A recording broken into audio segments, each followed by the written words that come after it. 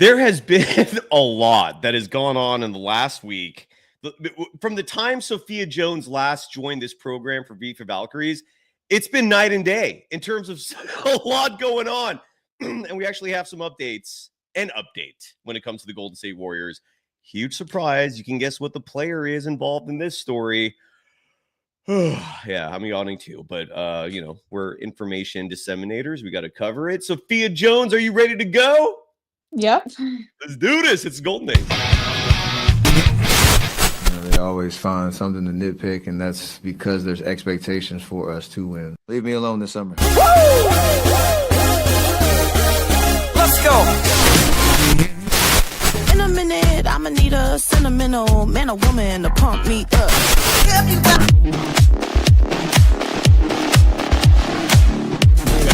All in the house.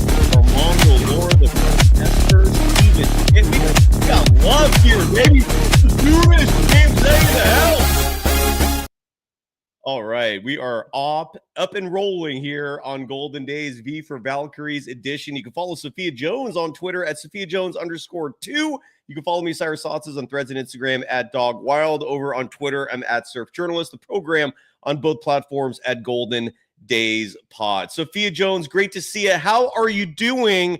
And welcome back. The Valkyries endured another long road trip, much better this time than the last road trip. Good to see you. How you doing, kid? I'm doing well. It always improves my mood when Valkyries win. And you talk about the road trip. They went on the road for 5 games. And I'm going to break it all down because this was really a crazy road trip. So to start off, the Valkyries played the Dallas Wings Friday at home at 7 p.m. And then they had to fly that same night out to Connecticut. They play the Connecticut Sun at 10 a.m. Pacific time on a Sunday. That game was dropped. Tuesday, they went and beat the Atlanta Dream. Thursday, beat the Washington Mystics, and all of these is now on the road. Second night of a back-to-back on Friday in Chicago, Valkyries win again, and then Sunday at Las Vegas, unsuccessful, but the Valkyries finish their longest road trip of the season, 5 games, 3-2, which is extremely good for this team. They remain at 500, and a lot of the discourse and narrative around the Valkyries was that they can only win at home. And so I think that this road trip really helped to prove that wrong. Absolutely. And again, FanDuel is now an official sponsor, and we're going to touch on some interesting odds that the FanDuel Sportsbook has presented us. Again, I'm elated that FanDuel is a part of this. And when you look at the Sportsbook, they offer so many more options than any other a gambling entity out there. But in addition to wins and losses and the actual game of basketball being played, you have Steven Picks, who, side note, appreciate the love that you're sending our program. It never gets old. Thank you. And Steven Picks brought this up, and I have to touch on this subject. I didn't even realize that there's a more professional term for this object thrown on the court, sex object, right? Is that the proper thing? So we're going to call it a sex object twice. You called 2 games. Unprecedented. I'm going to predict that has never happened in the history of the NBA or WNBA. You were on the call for both those games. What I didn't know, though, is what Steven Picks is referring to. He's writing in the chat, your call of the profane projectile was very clever. Take it away because I missed that call. What did you say? And how did you handle just tell us what it was like having 2 games of this very unusual situation occurring. Yeah, so the first game, 4th quarter, a minute left in the game, tie game. It was Valkyries ball. We had gotten an offensive rebound off of a block, and then we're calling this from a big TV screen in Chase Center, so we're not on site for these away games. So watching and then just see something like fly through the hair, nearly hit Veronica Burton, and then just go off the court. I was first off confused why the officials didn't stop play, because like I said, it was 2 feet away from hitting Veronica Burton, and she And had it's the ball in neon her green. hands. Everyone saw it. Yes. Right? Yeah. Go ahead. Sorry. Yes. And again, like this game, it had a minute left and it was tied. So it was just a lot going on. And then there was a extremely long stoppage and we were confused as to what was happening. And then, of course, the feed that we get is also the feed that the TV broadcast receives. So they did a close up of, so like Armando says, we were watching pretty much the same exact feed that the league provides us, that they provide to the like WNBA League Pass and local stations. So as soon as that popped up, that was our first time seeing it, and it was jarring. And again, I couldn't believe it. I was just really happy that the Valkyries ended up being able to beat the Dream that game, because when that possession continued, we ended up missing the shot. So if the Valkyries would have lost, definitely would have looked back to that possession that should have been a stoppage. But Cecilia Zenelazini came up huge, had the game-winning drive to put the Valkyries up 2 points when there was 3 seconds remaining, and then the Valkyries got a stop on the other end against Brittany Griner. So I was very happy about that. And then first, the Chicago Sky game, at least the Profane projectile wasn't thrown onto the court. From our angle, it was thrown onto the baseline, and we saw it was just stoppage because the camera was still panning all the way down. But because we've seen it before, recognized what it was and couldn't believe it. Same color. Yes, it's like lime green, bright green. So I'm just glad that it didn't hit any players or wasn't on the court this time, because they actually arrested the person that threw it in the Atlanta Dream game, which I think was a smart decision. But Valkyries are so it looks like that they got banned and fined, Stephen Pick said. But this is news to me too. Yeah. And if you're listening on the podcast, sorry, go ahead, Sophia. No, I didn't know about any type of ban. I feel like a year is honestly very soft because it was about to hit players. And again, that's something. Sophia, I'm surprised that the person is not banned for life. Yes. That's kind of crazy, to be honest. I agree. Only a year. Like I hear, look, nuance is the spice of reality in life. It's most things are not painted in broad strokes. Maybe I have not read the story. Maybe there's some nuance to this. Like, I don't know what the nuance could be. I'm just joking. I'm so sorry. I'm a good person. I have no previous record. I didn't realize this would cause a commotion. Look, maybe the person had no ill intent is what I'm trying to say. We don't know the backstory, but I'm totally with you. In the face of this story, to throw an object that in theory could injure someone, and it is profane, anything where you're going to have a hard time explaining to your children what this thing is, like that's going to be a problem, I think. So, a year is short. And sorry to interrupt you. Go ahead. No, you're good. I completely agree. I think that a year is way too soft. Yeah. And like I really couldn't emphasize enough that this was about to hit a player. So I think essentially that's like attempted assault. Yeah. When you look at it that way. Because you're throwing it, players are moving. So this was during a play. So you're throwing it with the intention to hit someone. In my opinion, it dropped right at the top of the key where there was a lot of congestion. So this could have easily turned out a much worse way. So again, just glad that WNBA and the police arrested the individual. But yes, and we don't know the second. We don't know. We don't have an update on the second incident, right? Not that I've heard of. No. Yeah. But it didn't happen in Las Vegas. So I was a little worried for a second that it might have been Valkyries associated, but I don't think that it is. Maybe. Hopefully it's just a coincidence. Exactly. Right? Hopefully not. But again, I'm just glad that the Valkyries won both those games and that no one was injured on either sides. Big time. And that is a relief. And again, I don't know if congrats is the right word, but look, you were part of a very unique experience, and again, I feel like you came out of it with flying colors. You survived that. I imagine that's not easy to be the voice of a broadcast when something like that is happening. And side note, like you said, the first game, at least the dream game, this happened at such a pivotal moment. It was like you said, it was like about a minute left. I think it was close to like 51 or 53 seconds left. And then, the game, and I could be wrong on that, I think, but it ended up being, like you said, 3 seconds remaining, a game winner. The Valks win that game, and this incident almost like masked that what should have been the bigger story. Nonetheless, the Valkyries right now, they're 500, and we have a new sponsor on this program again, as I mentioned before, FanDuel, and I'm gonna work on this overlay. Believe the network who we're part of. This sponsorship is through them. So we got to get a better overlay than that. But every time we talk FanDuel, we're going to run this graphic here. It needs borders. And again, the graphics team, I believe, has a lot of work to do for us right now. This is phase one. With that said, FanDuel has a lot of odds and a lot of numbers you could bet on with just the WNBA, which is awesome. It gives us something to talk about. If you love gambling out there, side note, please gamble responsibly. If you are an addict, don't touch this. I beg of you. But if you have discipline, if you've got the discipline, have fun.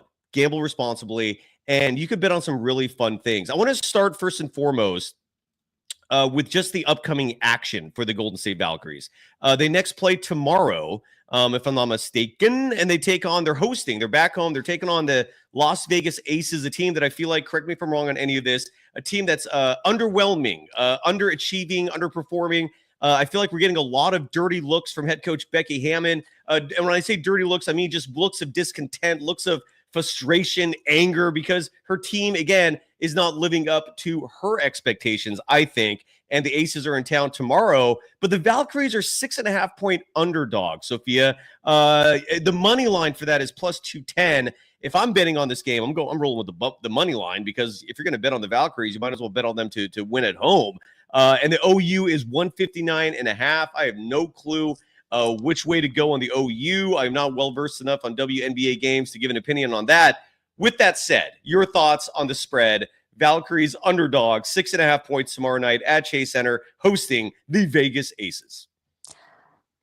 I don't think that the Valkyries should be listed as underdogs.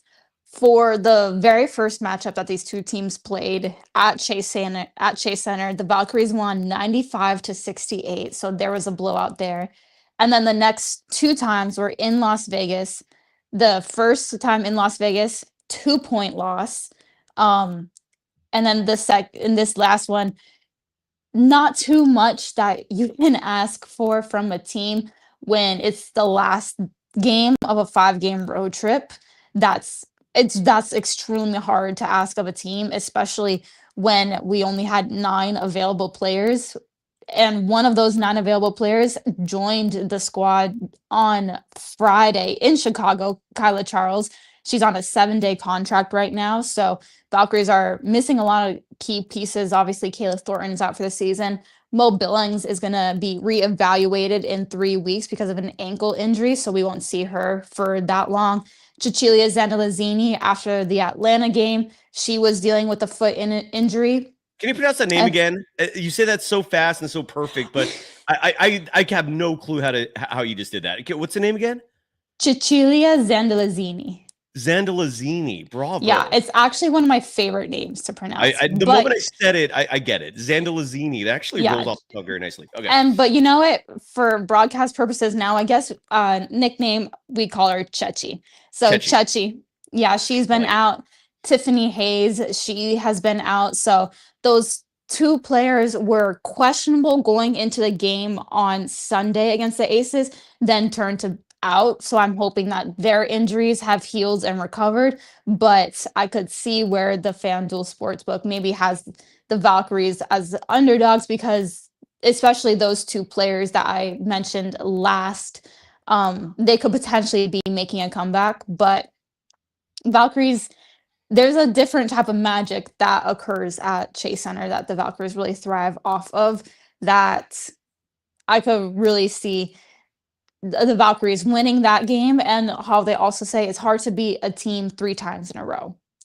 And I'm really like that you brought up the fans at Chase Center. And a reason why I'm thinking of that right now, you reminded me of the fans at Oracle.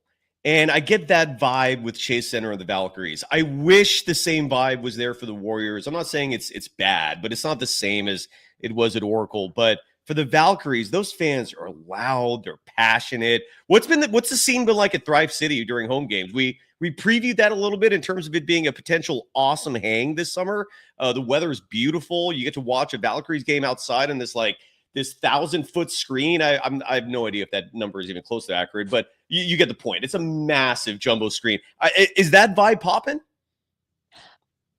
I wish I could tell you, because during the game and pregame, I'm running through the bowels of Chase Center and not seeing the day of light. But I can tell you after the game, I have actually really noticed that people love to linger. They love to go to all the different restaurants and just have a good time. So Thrive City has definitely been a vibe for Valkyries games on an entire game days. When I get to the arena 3 hours before tip, I will see people in their Valkyries gear, posted up, eating at some of the different restaurants or just chilling on the lawn.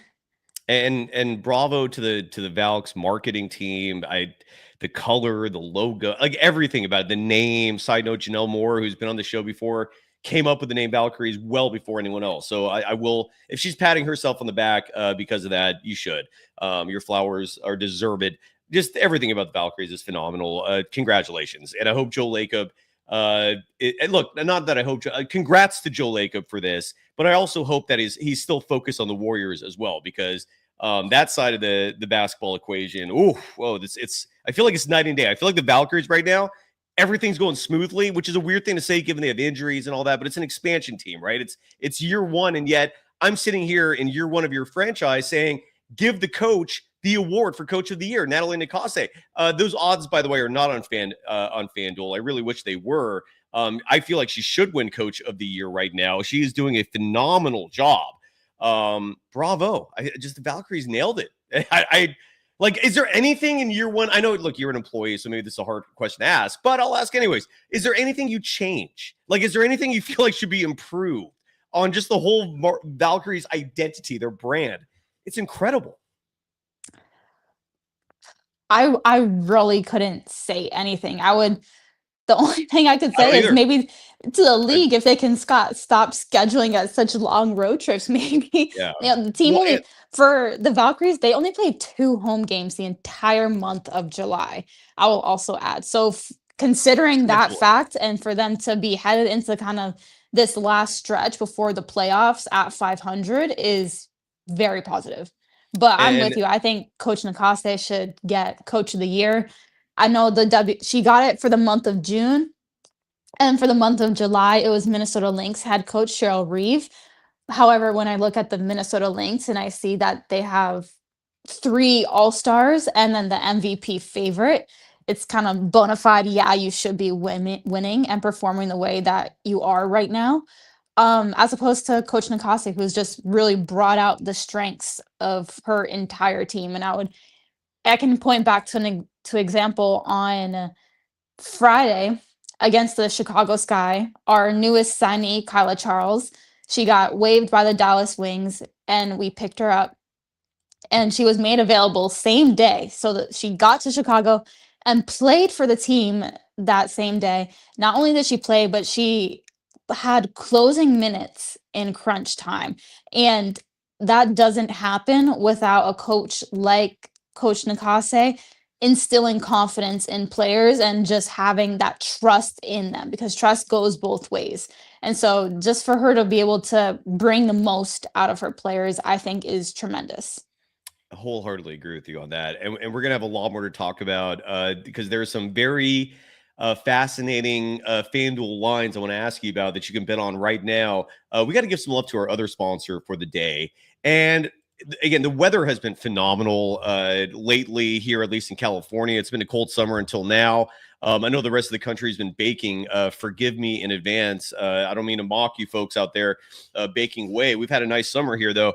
And look, if there's ever a better time to hire a live band, right? I mean, we're talking whether it's a wedding, whether it's a birthday party, whether it's an anniversary, whether it's just like one of those good old-fashioned backyard ragers where you got kegs, you got a bar. And side note, if you're doing that and you hire this band, call me up. Hit me up, please. I'm coming right away.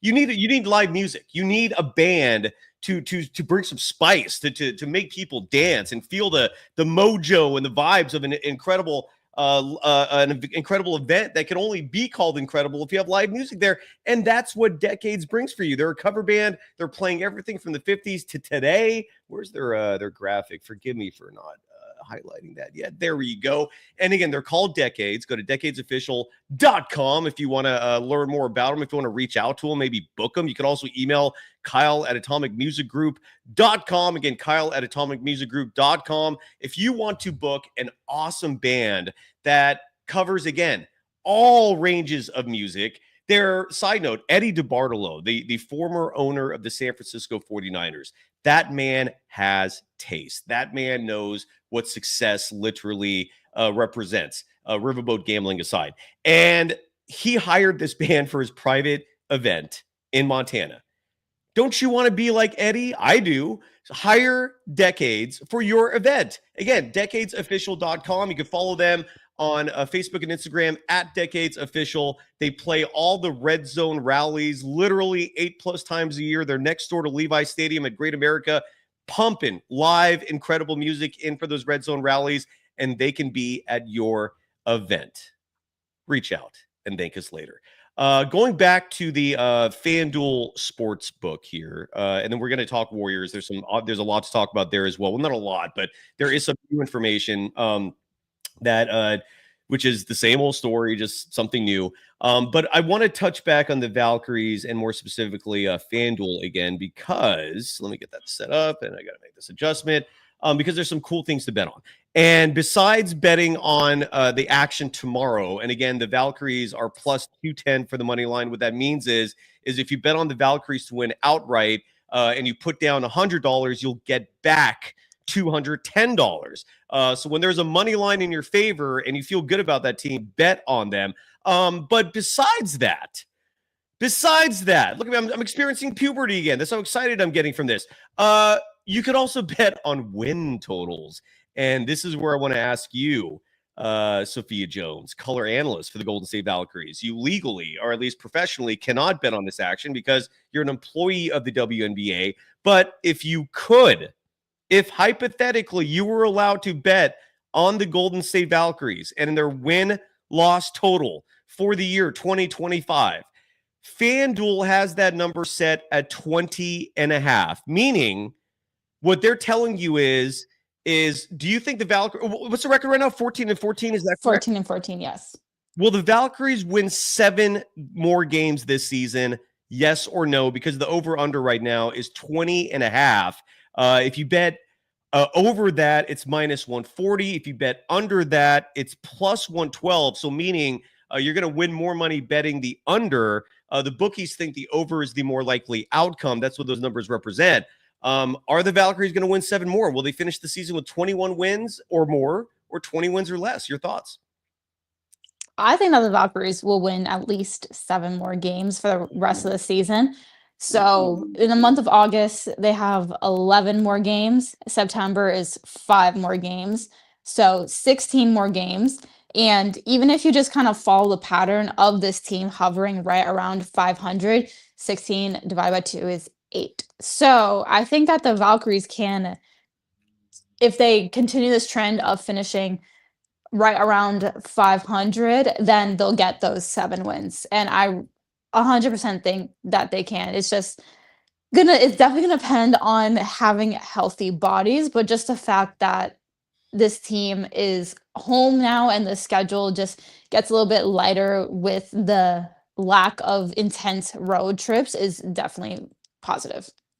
Unfortunately, you can't bet on coach of the year. Otherwise, I'd be cherry picking your mind, Sophia, in terms of Natalie Nakase, her odds, how likely it is she'll actually win it. What you can do, though, in terms of awards with the WNBA and FanDuel, you can bet right now on who's going to win the 2025 Finals MVP, not the MVP award overall, the finals MVP. That is kind of weird, but you can bet on that. Nafisa Collier is favorite at plus. Nafisa Collier.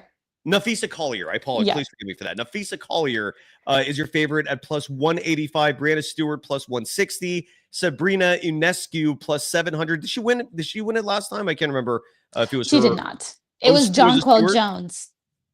Wait, who? It was Jonquel Jones for the Liberty. Yeah, she's been injured a lot of this year, making her way back. I actually had a fun conversation with her in the media workroom. Funny enough, for people that don't know, players, they get their own meals, but media is way separate. But she just strolled into our media workroom, and we had a nice conversation about Love Island when that was happening way back. So I love Jonquel. I haven't watched that yet. I need to. I know you've been hyping that up. A lot of people are hyping that up. I think there's a good reason why that's the talk of all TV programs in the modern era. I will get to it at some point. Very smart move on her part, by the way, doing that, just because how is that going to hurt? Like just mingling with the media, letting them know that you don't think you're better than them by not, You know what? So she actually just told me that she missed the team catering.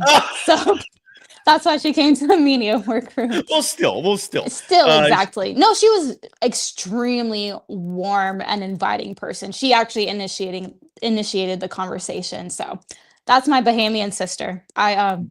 As a Jamaican, half Jamaican person, I gotta show love to my island people.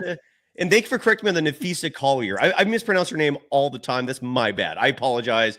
That's why you're here. You're here to set me straight. Thank you, Nafisa Collier. She's gonna win MVP, right? Is that a safe bet? I would say so.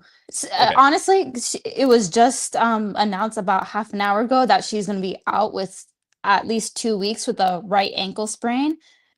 I don't think that will hurt her chances too much because she's the best player on the best team in the league. And she could even be one of the favorites for getting Defensive Player of the Year. That's just how dominant she is. Although I'm a little preferential towards Gabby Williams for Defensive Player of the Year up in Seattle. Okay. Yeah. Okay. All right. Well, I like that too. I don't know why Finals MVP is the only one you could bet on right now, but that's what is available with FanDuel. And Jonquel Jones, who you mentioned, is 6th in the odds. Caitlin Clark, I don't think did the Fever have a realistic shot of making the finals this year in your mind?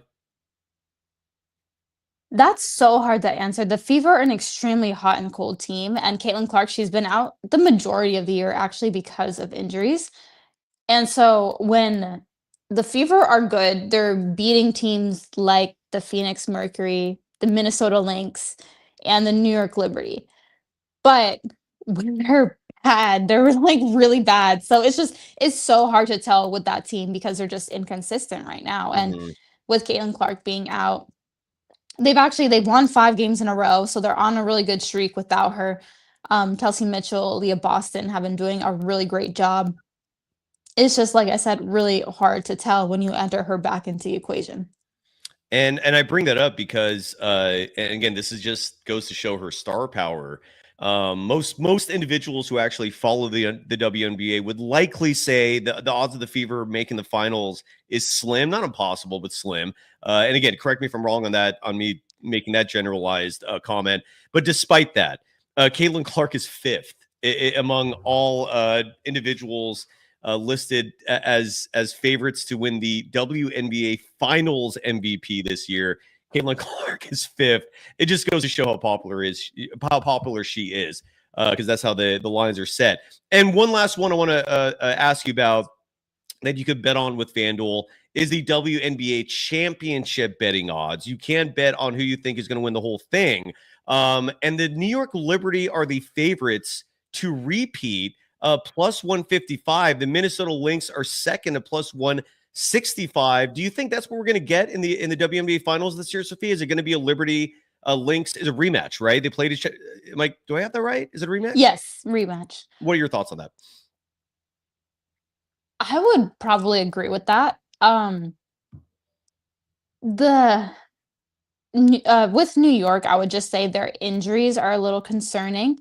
Right now, Brianna Stewart is out. She has a bone bruise in her knee, so I'm not really sure what her timetable is Ooh, for those are rough. return. But Yeah. if she is gone and or if her absence leads to an unfavorable playoff positioning for the Liberty, that would make things a lot harder. But for Minnesota, I really struggle to think that they would lose to any team that prevents them from getting to the finals. They also recently traded for Dejanay Carrington of the Dallas Wings. Dejanay, she was last year's most improved player. I think Yes. she's one of the best on-ball defenders in the WNBA. And so I think the Lynx 100% got better by getting her, and they gave up it was Diamond Miller, who was a really great role player off the bench. It was just kind of hard for her to get minutes because Minnesota has so much star power. Carly Samuelson, who is out for the year with injury, and then I believe a second round pick. So with Dejanay added, that's a that's a crazy pull. And a paid chat here. Oh, and side note, before we move on from the FanDuel odds, the Phoenix Mercury have the third highest odds to win the title this year, plus 750. And again, this is where, friendly reminder, so many of these odds are based not on what the bookies think let me rephrase that.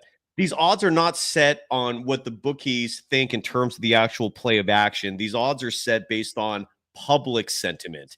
It's why the Lakers oftentimes have far higher odds than what you would think should be set for them, because the Lakers have a huge fan base and they're always going to get more bettors on them than others. So the bookies set these lines accordingly. And it's why I think the Indiana Fever have the fourth highest odds to win the championship at plus 1,100.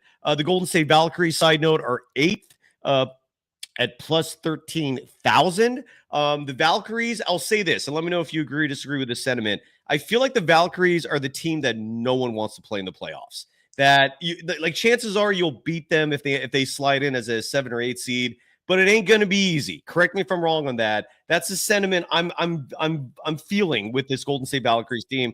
And the Fever, should they have the fourth highest odds? Your thoughts on those two topics? Okay, to address your first one, I definitely think that no one wants to play the Golden State Valkyries in the playoffs. They've shown this season that they can compete with any team in the league. It was a close game against Minnesota. We nearly beat the New York Liberty. The Phoenix Mercury, we nearly beat it. It took what I think was a soft foul call and some free throws for the Phoenix Mercury to beat us. So, and we beat the Indiana Fever twice, both with Caitlin Clark. So I think that you're 100% right. And also, just to pile on to that fact, I don't think that any team wants to play an away playoff game at Chase Center. I really, really hope that the Valkyries end up making the playoffs just to witness that environment, because I think it will be absolutely insane. And no team wants to play that. And if Valkyries can they'll get that win at home. It's just a matter of getting one on the road, which they have shown to be able to do as well. And another, again, the branding part of this, you heard me raving about the Valkyries just nailing it with almost everything. Adding to that, Ball Holla. My Lord, man, just everything just fits incredibly perfectly. I know I'm not making sense grammatically there. My apologies. Okay, so the Valkyries, damn tough out. No one wants to face them. Why are the Fever fourth? Why do the Indiana Fever have the fourth highest odds? Besides the likely ends, is there an answer besides fan sentiment? Like, are they as good as what the bookies are saying? That's just where I say when the Fever are good, they're really good. They beat Minnesota actually in the Commissioner's Cup final with no Caitlin Clark. Right. That's right. You call that, yeah. Yeah, they've beaten the New York Liberty. They've beaten the Phoenix Mercury. It's just that's where I say this team is so hot and cold sometimes, because when they're good, they compete, and they can compete and beat some of these top teams. So I think that they deserve to be up there. Steven's picks with the Atlanta Dream is a sleeper. They would kind of be another one of my teams that's in that conversation floating around. Alicia Gray, definitely been hooping. Love Ryan Howard, Bree Jones. So they've been doing it right in Atlanta as well. But I think Fever with that fourth is probably a safe just hierarchy, I guess, because when they're good, they're really good. There you go. Look at Sophia. We spent 35 minutes talking Valkyries. Thank you to the Golden State Valkyries for giving us something to talk about here. And you know what? Sorry, yeah, sorry to no, cut you off. I will also just say one thing. Hopefully, if they have it to bet on soon in terms of most improved player, I think that Veronica Burton 100% needs to be in that conversation. She was on the Connecticut Sun last year and had some basically sparing minutes to now being the starting point guard and the head of the snake for the Valkyries. She's seen jumps in pretty much every statistical category, and we don't win without Veronica. So I definitely think that Veronica should be in the conversation for most improved player as well. I felt like Kayla Thornton should, but of course she's out for the season, so I don't know if she'll be eligible. But yeah, those two players right now, Veronica Burton, I think needs to be in the conversation for most improved player.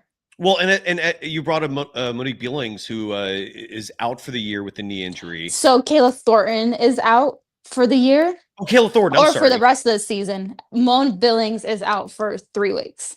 So Thank you for correcting me on that. I mixed them up. Yes, thank you. Okay, so it's just awesome to see the Valkyries with the next woman up mentality, right? Like, what, your star player goes down, guess what? We got another player who's going to become a star. Oh, she's hurt. Guess what? We got another player who's going to step up.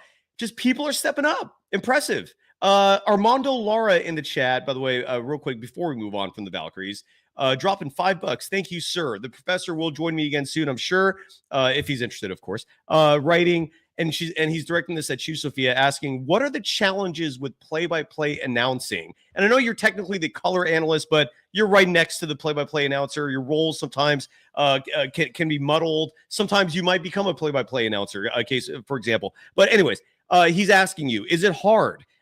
We hate on Fitz. I don't hate on Fitz, side note, but I understand why some people have an issue because they call him a homer. I think that's the main gripe with Bob Fitzgerald. Sometimes he'll mask objectivity for favorable content. And look, every play-by-play guy does that, or women. They all do it. I've never seen a play-by-play broadcaster covering a specific team. I know there's some exceptions. Maybe Mike Breen is an exception. Maybe your dad is an exception for the Sacramento Kings. But for the most part, your play-by-play broadcasters will have a tilt in terms of framing the message with a little bias for the team. I get it. But Fitz, again, I worked with Fitz growing up. He's long overdue for a return visit on the show. I'll work on that soon. He has contractual issues, so he can't come on YouTube. So if we do the show, it would have to be a podcast only. We've done that before. We'll do it again. Anyways, I'm rambling. I apologize. My point is, you're the color analyst for the Golden State Valkyries. And what are your thoughts on the job? And while you do that, I'm going to let my puppy outside real fast because he's now looking at me like I need to go poo and pee. Floor is yours. Yeah, I would say that it is hard to be good. You know, you can I feel like it's easy to coast. You can just know the players, know some of the basic facts, and roll with that. But for me, I really like to be as insightful as possible. So I watch a lot of film on the Valkyries and like our opposing team. And so I'll make a point of being like, Valkyries, they run Horton's chest a couple times. We do that for Chechi or K Martin to get them open for 3. So I know that, and I can bring that up on my broadcast. And so that's part of the prep. And I would say that, and just talking to the players, talking to the coaches, getting as much information as possible. But I would say in terms of practicing, I practice. I listen a lot to my calls. So I'll just like get the audio and replay it, find different ways that I can be better. I'll take constructive criticism. My boyfriend and my family, they listen to like all my games. So I always Is ask it hard them. to hear yourself? Like, some people really struggle with that. I'm not a fan of watching or hearing myself personally, but I do it sometimes for the exact same reasons you do. How are you going to get better if you don't listen or review and try to make improvements? But I don't like it. Do you like hearing yourself or reviewing yourself? I wouldn't say I don't know. That's a difficult one. It's the same way because I grew up playing basketball, so I had to watch a lot of film of myself. And you have a terrible turnover. At least this time, I can listen to a bad call or a messed up sentence that I had in like just the comfort of my own headphones, as opposed to being exposed in front of the entire team coaching staff and making me feel like I'm stupid. So I guess there's that. But yeah, just trying to get as much feedback. Obviously, with my dad, he's been in the business for so long. So any feedback that he has, I really take to heart. And then for my boyfriend, he's been playing basketball for forever. So I really value his feedback. And is just kind of like he provides that player insight that I always like to make sure I include in mine. So yeah, just being open-minded and definitely have to practice. And I'll talk to myself in the mirror as well. Yeah. Because that's what actors do, by the way, because you got to study your facial inflections and so forth as well. Good. That's very advisable. I respect that. By the way, for folks who don't know, and I hope I'm not revealing too much information here, but your boyfriend plays professionally overseas, and the reason why I bring that up, in England more specifically, correct me if I'm wrong on any of this. He played last season in England, but he doesn't know where he's going to play this upcoming season. Still negotiating contracts. The only reason why I bring that up is because the NBA right now has seemingly shifted its focus from expansion, which was a massive talking point. Now, who knows what's going to happen? It bothers me to no end that Seattle still does not have a basketball team. Vegas. Men's. What's up? They don't have a men's team. Correction. I'm talking NBA. Please forgive me on that. Yes. An NBA team. It bothers me because they got robbed. I mean, they literally had a franchise just stolen. The carpet was pulled underneath their feet, and it's gone. And that still makes me irate. I have a lot of connections to the Seattle area as well, and believe me, they miss their basketball. Like the fans are traumatized by that experience. My point is, expansion talks seem to be kind of like they're not cooking right now. It might happen, but what is bubbling under the surface in terms of talks and maybe movement, momentum is Europe basketball and the NBA having a presence there. They're reportedly talking to major franchises about possibly absorbing their teams into a European version of the NBA. And that's why I was curious to ask, like, does your boyfriend have any insights on this? And if not, I get it. I don't know if he would, but have you heard anything about this? Because this seems to be something that's gaining a lot of steam. I haven't heard a ton. I will say that the brand of basketball in Europe is extremely competitive. And I feel like sometimes not for everything, but I'll use EuroLeague, for example, where that's the highest basketball league in Europe for men's and women's. I do appreciate how things are more boiled down to everything just being just about basketball. And so I really enjoy watching European basketball, and I think it's really good. And I think that if the NBA were to expand, I think what they would be looking more so would to take a lot of those EuroLeague top teams and just create their own separate thing. Interesting. Well, good luck to your boyfriend. I hope he finds a new team soon. I have no clue what that experience is like. I can't imagine it's fun. Maybe it is. I don't know. Is there worry? Is there stress with being an international player waiting to find out who you play for next? Like, what's that experience like from your perspective as a third-person observer? Well, I guess it's just kind of like about finding the right fit. So like his agency is Octagon Europe. And so like Octagon has on the NBA side, they have like Steph Curry. Huge. It's one of the biggest, right? Yeah. Yeah, it's one of the top, if not the top agencies. Jonathan Kuminga. Octagon. Sorry. I'm sorry. But go ahead. My apologies. So it's just my lungs there. Apologies. It can be partially exciting, just because you hold a lot of power in your hands. You can be like, no, that's not enough money. The team could be better. So yeah, that's kind of it's exciting, I would say. It sounds exciting. Yeah. And good luck to him and good luck to you because you two are a team. So I hope that works out and for the best. It's crazy, yeah. And meanwhile, the NBA, as Shane West in the chat, who normally encourages me to eat Built Bars, is writing that they hopes the NBA will have the Philippines as one of their expansion. Dude, the Philippines, they love their hoops. Oh my gosh.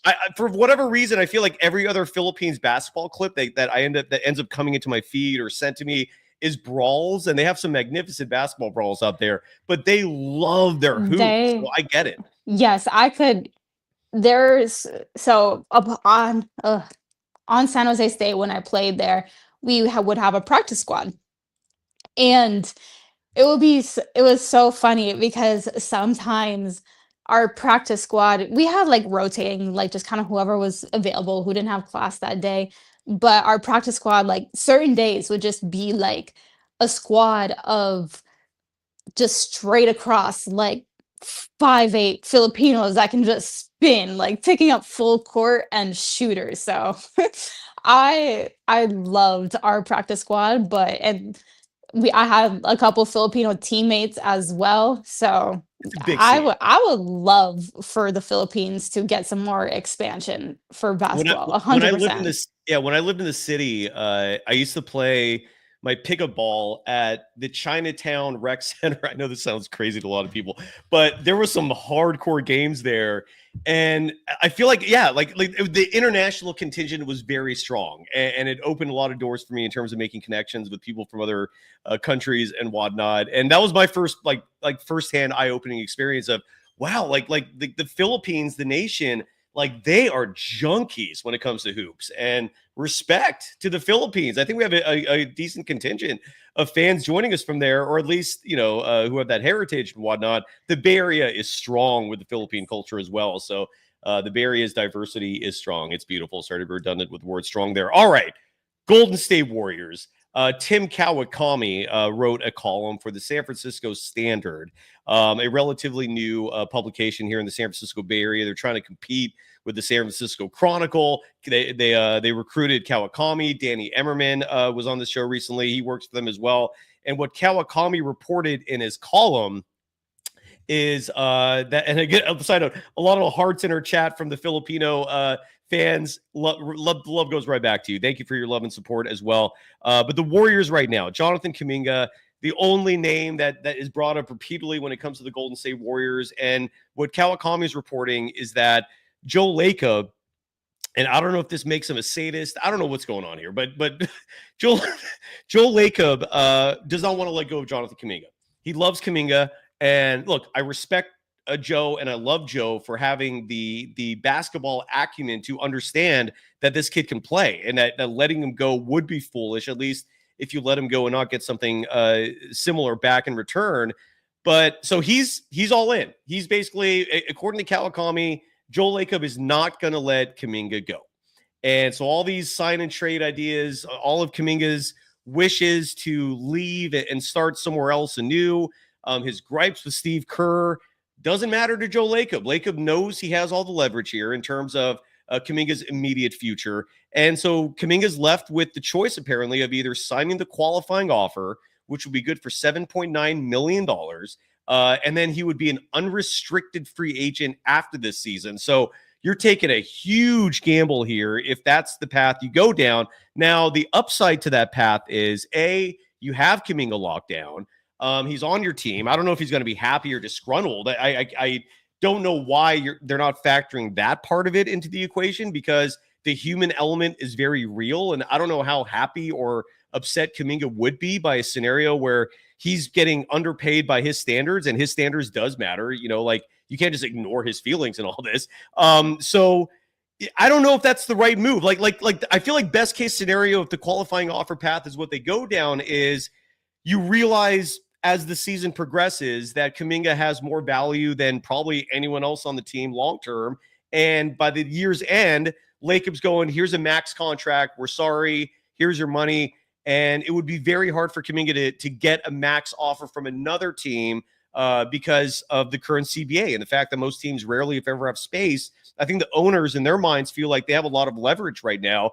And so they're they're treating the players as such. Whether that's right or wrong is a whole other debate. But this is Kaminga's position right now. He has no leverage in terms of freedom, and Joe doesn't want to let him go. So it's either going to be a qualifying offer, $7.9 million, or they come to some sort of agreement where he gets a contract that he's happy with. And the Warriors seem to be set on 2 years, $45 million with an offer that will not give Kaminga the no trade provision, which would come with a contract like that because of the CBA.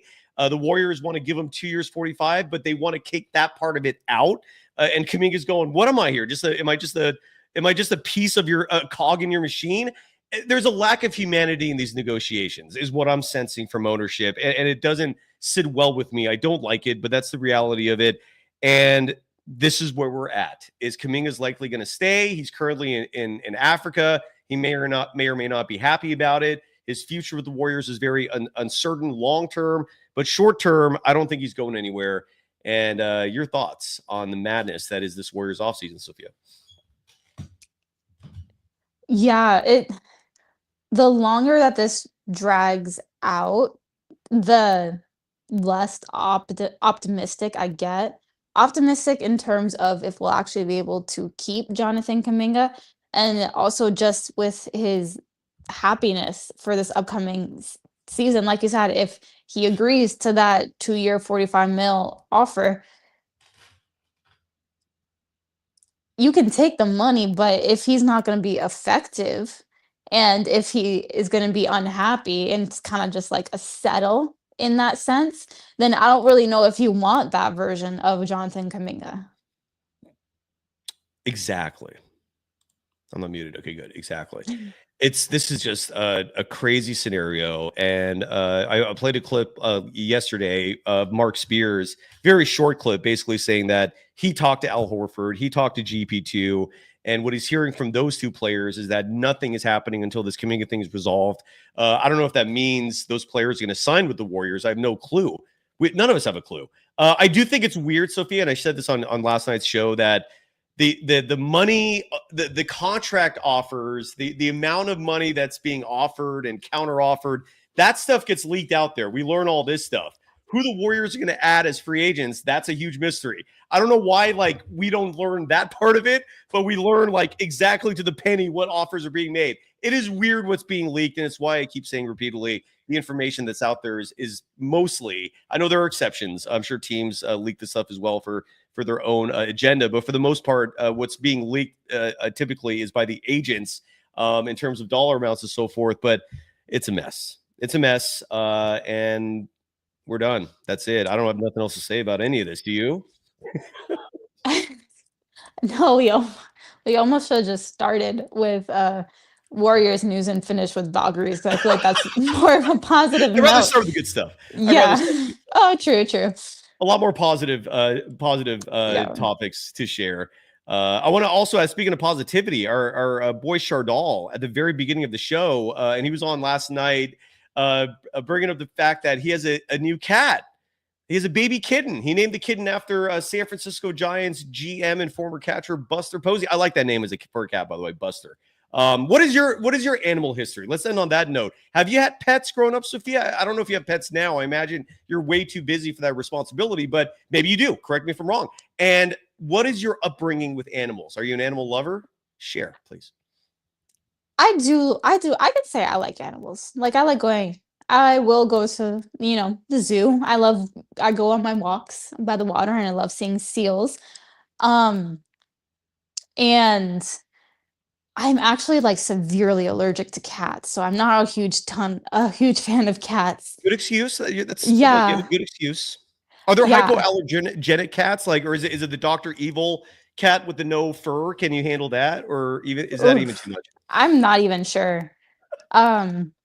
Yeah, but I had a family dog, Rasta. We actually just we Great put him name. to rest Oh. Saturday. So this is him. This is my puppy. Yeah. This is Rasta. Rasta. That's such a great name. How old was Rasta? He was 11. Okay. And Oh, he was telling us it was his time to go, but he gave us 11 years of a lot of life. So, yeah, who's hurting more, your mom or dad? dad. Oh, bro. Oh, okay. I'll reach out to him. Right. I'll reach out to him after this. It's one of the worst experiences. I took a week off when I was doing the last show when my last dog died. Indy, rest in peace. There's nothing you can say that's going to make you feel better. It's one of the worst experiences. I hope they come up with, I know they've been working on this for years now, like solutions for longevity at least with dogs. I don't know if they're working on this with cats as well, where they can prolong their life so they can live to like 20, even 30. Like, give me that. I know it would hurt probably that much more, but 11 years, that's not enough. Yeah. But you know what? Like, this is another picture. And I actually have them right on my phone because my mom is going to make me a pillow with him on it. Nice. So yeah. But like I said, have to be grateful for the time that they gave us. Oh, R.I.P. Yeah. R.I.P. Rasta. Yeah. I'm gonna text. I'm gonna reach out to your dad after this. And on that note, speaking of dogs, I came up with this idea last night, Sophia, and I honestly don't know why it took me this long to come to this realization. It's gonna take a few weeks because I gotta either build steps or order stuff from Amazon. My English bulldog already has one set of steps for the bed. I'm working on, but he's got to I got to make steps that are going to come up to my left. It's going to be like right here, if you can hear me. And ultimately, there's going to be a slight tweak to this setup visually for my side of the show. And Bubba, my dog, a.k.a. Bubs, a.k.a. Bubbarooski, a.k.a. Bubba Ganoush, a.k.a. Bubba Fett, is going to be sitting here next to me for every show from now on. When this starts, this will be like a few weeks. He's going to be a co-host, if you will. I think when we do these shows, you're not going to be able to see him that well. He'll just be kind of like, on the side. But when I'm doing solo shows, he's just going to be right next to me. Your thoughts on how that's going to play out? I absolutely love that. I love that. Yeah. No, that's great. That's going to happen. That's coming soon. And then hopefully that won't be too much of a distraction every episode. People just looking at my dog, just chilling. All he does is just sit there. That's all he does. He's like the laziest dog ever. And it's awesome. So that's we're talking about animals because the Warriors are doing nothing. And is there anything we missed in terms of the Valkyries? Like, did we cover every base there? I really think that we did, actually. We were able to talk a lot about Valkyries. So that's always, I love that. I just think for this next week, we play at home versus Las Vegas Aces and then at home versus the Los Angeles Sparks. So Las Vegas will be a very important matchup, actually, because right now we are 8th in the standings. Las Vegas is 7th. Las Vegas leads the season series 2-1. So we want to be able to split that because it kind of looks like we'll be battling for those last playoff spots. So Wednesday, very, very, very important game against the Aces. And then Saturday against the Sparks. Sparks have been on a roll recently as well. We lead that season series 2-1. So we want to be able to have control over that. I believe the Sparks are in the 10th position now, but they recently got Cameron Brink back. So they've been playing some really good basketball, and I don't want it to come to some of the last games. So important playoff positioning week for the Valkyries coming up. And good for the WNBA to have Cameron Brink back. Side note, she has a very close connection with the Curry family. I think her and Sidell are like best friends. They do a podcast together. Yeah. So good to have her back. I think for the game, for the WNBA as a whole, that's huge. I want to before we go, I want to throw out this one last piece of information because going back to the Kaminga thing, because one thought has crossed my mind, and that is if you're Jonathan Kuminga and you want out, right? Like let's say you're at a point in your life where you're fed up and you look at Steve Kerr. I feel like most, if not all of us, have had at some point in our lives a boss that we hate. And I'm not using that word lightly, like a boss that you just want nothing to do with, that you're smarter than, that you're better than, that you cannot stand that this person controls your life the way they do.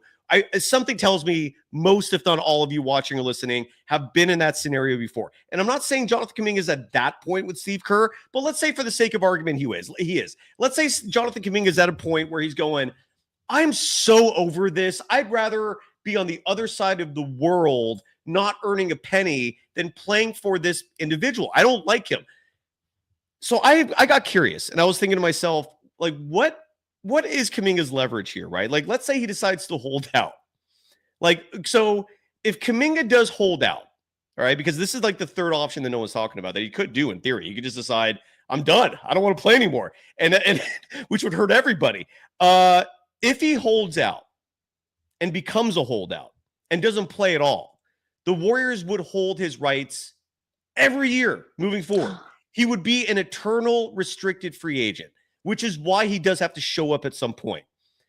The date for him showing up, let's say he decides to hold out and then decides, okay, I'll show up in April, right? Like, I'll show up in the last week of the season so you no longer can hold that restricted free agency over me, right? There is a date for that. I'm on the NBA's website, and I think the deadline, and I hope I'm correct on this. Again, I'm literally on NBA.com, and I'm looking at this page that's explaining free agency. And I'll read this to you, quote, qualifying offers expire on October 1st, but can be extended. However, the extension of a qualifying offer cannot go past March 1st. If the deadline passes and the qualifying offer is neither withdrawn nor accepted, the player continues to be a restricted free agent. So, unquote. So I guess what I'm trying to say here is if Kaminga really wants to get petty about this, he can hold out and then decide to sign that qualifying offer on February 28th after the trade deadline passes, show up for a month, and then be a free man. He wouldn't earn money for the entire year. He'd be sacrificing most of that $7.9 million, and I have no clue where he's at financially if he can afford to do something like that, but maybe he can. I mean, he's earned about $25 million in his career, not including taxes taken out, agent fees, and so forth. He might be okay. He might. But that is the petty option for Jonathan Kuminga. Your thoughts? I didn't know that was an option, but I would really hope that it wouldn't have to resort to that. I don't think that it will. I really don't. Yeah, I agree. Yeah. I think these are professionals, right? Yeah, But I do like to see what all the options are, because in this in the year 2025, I feel like we as a human society have gotten to the point where we're looking at every possible loophole imaginable for every scenario. And that's the loophole for Jonathan Kuminga. If he really wants to make this, if he wants to flip the script on the Warriors with the leverage they have, that's what he can do. He can hold out as long as he wants, which would not make things easy for the Warriors in one of Stephen Curry's final opportunities to win a championship. That's what he can do. That he does have that power, at least. And I hope that doesn't happen, because it would be ugly. Are we done now? I think so. Yep. I think so. Armando Laura is calling it a quiet quit. Yeah, that could be yeah. So I'm just making sure we didn't if I missed anything in the chat. Shane West real quick adding, if I'm Kaminga, I demand a contract with the clause written that that's no, they're not going to do that. I didn't read that beforehand. I'm sorry. Steve Kerr is not going to go anywhere. That's another part of this equation that makes it complicated. All right, I think we're done. Go Valkyries. They play tomorrow night. Have you ever seen Becky? Let's finish on this note. A little more upbeat, not upbeat, but more funny maybe. Have you ever seen Becky Hammond this upset in her life? There really have been a lot of moments this season where it feels like she's just like disappointed. And the Valkyries play Wednesday also. So God, that schedule's rough. So who do they play Wednesday again? It's at home? Good news, right? Yeah, so we play the Aces Wednesday. So they're off these 2 days. Today, tomorrow, they're off. Oh, they don't play Tuesday. So the next game is Wednesday. Yes. And then who do they play after that? The Sparks on Saturday at home. Those are some big games coming up. Mm-hmm. Is the sellout streak still intact? Yes, it is. Yes. I feel like they'll make the whole season sold out, Beautiful. honestly. It's beautiful. And look, if you're a Valkyries fan, and something tells me you are if you're watching this, you can listen to Sophia Jones, the color analyst for your Golden State Valkyries, every broadcast. Every game is streamed on the Odyssey app. And if you're driving around during a home game, which will be the case Wednesday and Saturday, tune your radio to 95.7 The Game, where you can listen to Sophia. Is Kevin Dana your play-by-play partner in crime for both those games? Yep. With Kevin Dana, two people I cherish dearly in my life. and listen to them not only call the game, but immediately after the game, you have all the post game coverage right there with the post game show, and those go normally about 30 minutes, right? Yep, roughly 30 minutes. Beautiful. So yeah, so stay tuned for that. And Sophia Jones joins us every Monday at 3 p.m. for your Valkyries and Golden State Warriors coverage. Sophia, thank you as always. Are you enjoying the summer in San Francisco? I feel like the weather's been nice lately, right? This stretch that we've had a couple of sunny, warmer days recently, so I've really enjoyed that. Continue enjoying. Continue enjoying. And thanks to everyone as always. We are done. Thank you, Sophia. Thanks everyone. Bye.